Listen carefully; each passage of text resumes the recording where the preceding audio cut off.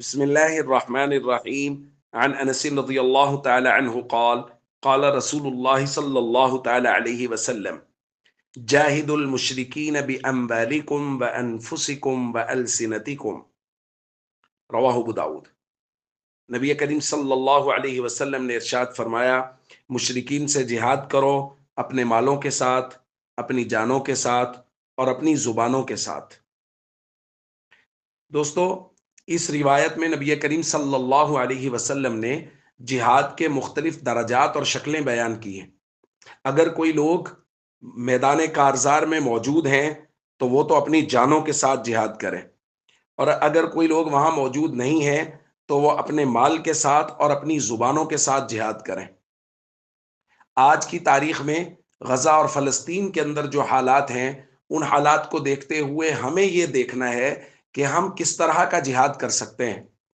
خاص طور پہ آج کی تاریخ میں جو تاجر برادری ہے، آج تاجروں نے ہڑتال کا اعلان کیا ہے پورے پاکستان میں، بہت خوش آئند بات ہے، لیکن میں یہ درخواست کرنا چاہوں گا کہ تاجر ہڑتال نہ کریں، بلکہ ان کے لیے جہاد کی بہترین صورت یہ ہے کہ وہ یہودی مصنوعات کا بائیکاٹ کریں۔ تمام تاجر متفقہ طور پہ یہ اعلان کریں کہ ہم تمام تر یہودی مصنوعات کا بائیکاٹ کرتے ہیں۔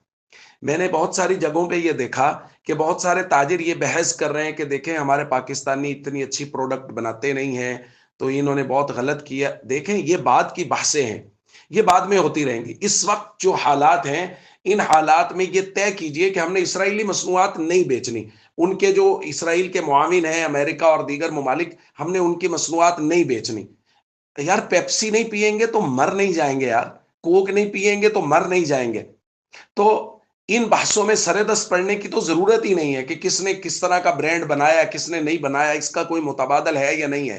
بس سر دست یہ ہے کہ اس طرح کی تمام مصنوعات جو اسرائیل کو سپورٹ کر رہی ہیں، ان کا مکمل طور پہ بائیکاٹ کیا جائے۔ یہ سب سے ضروری کام ہے۔ تاجران بائیکاٹ کریں، عوام بائیکاٹ کریں، تو ہم جہاد کے اس درجہ میں شامل ہو جائیں گے جو نبی کریم صلی اللہ علیہ وسلم نے بیان کیا ہے۔ جو وہاں موجود ہیں وہ میدان کارزار میں لڑ کے جہاد کر رہے ہیں، ہم وہاں موجود نہیں ہیں، ہم وہاں پہنچ نہیں سکتے، تو ہم بہترین جہاد اس صورت میں کر سکتے ہیں کہ ہم لوگ ان تمام تر مصنوعات کا بائیکاٹ کریں جو یہودیوں کو، اسرائیل کو پروموٹ کر رہے ہیں۔